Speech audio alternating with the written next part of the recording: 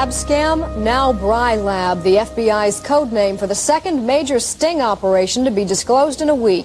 BRILAB stands for bribery labor, and it spread a net for official corruption across the Southwest and into the executive branch of government. We have two reports.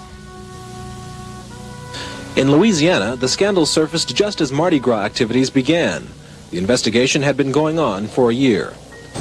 Federal sources said several Louisiana politicians and an alleged organized crime figure were paid bribes by FBI men posing as insurance agents. In return, the politicians were to use their influence to help them get lucrative insurance contracts.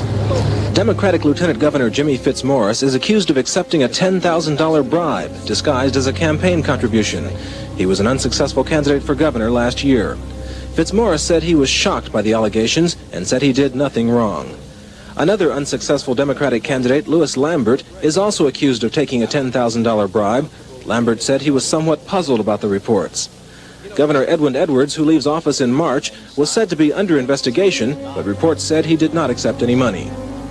Carlos Marcello, seen in this 1966 film, was identified as a Louisiana organized crime boss. Sources said organized crime figures discussed a kickback scheme involving insurance for the Teamsters Union and the International Longshoremen's Association on the Gulf Coast. Marcello had no comment.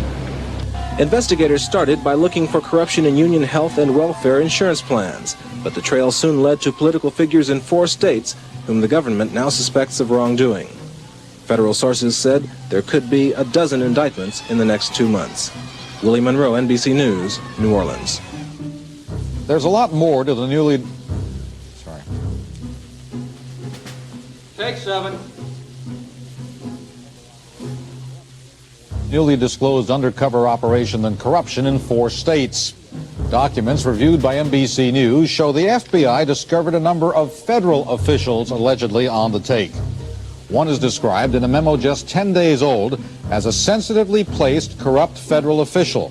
That official, who holds a moderately high post in an executive agency, has not been removed from his job, nor his superiors notified.